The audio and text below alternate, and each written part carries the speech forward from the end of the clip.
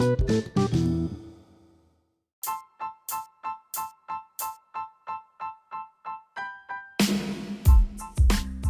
does the wealth gap influence housing in South Florida?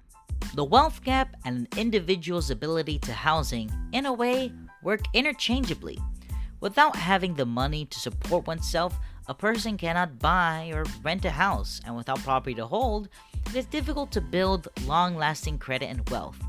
It's a never-ending cycle that's been proven difficult to break for a majority of South Floridians.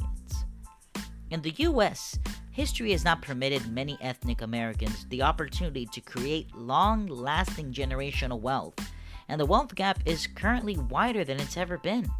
For an area such as South Florida, which is made up of the ethnic majority, the current 2022 renting and housing issue is a real-world example of how the wealth gap and your status affects an individual's housing accessibility. Here's a stat for you. The average Hispanic and Black household in the US earns half as much as the median white household, and thus already earns about 15 to 20% much net wealth. Without the ability to enter the housing market with long-standing, reliable credit or a financial safety net, many families have found themselves struggling to either find housing or to keep up with the financial demands most landlords call for.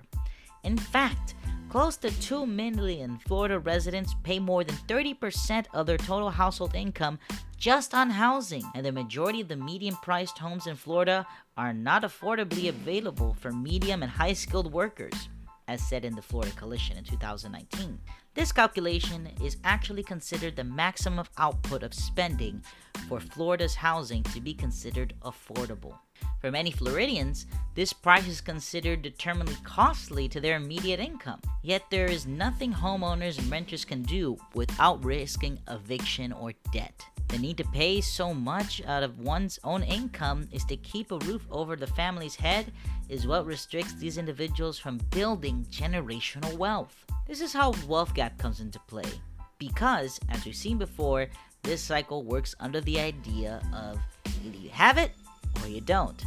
Because either you have a comfortable income to pay for housing and build wealth, or you don't, and thus stay in the lower end of this gap.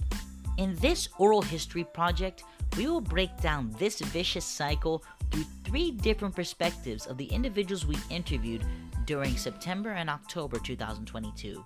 We hope to shed a light on the effects of the wealth gap and how the younger generation can work to possibly break this cycle.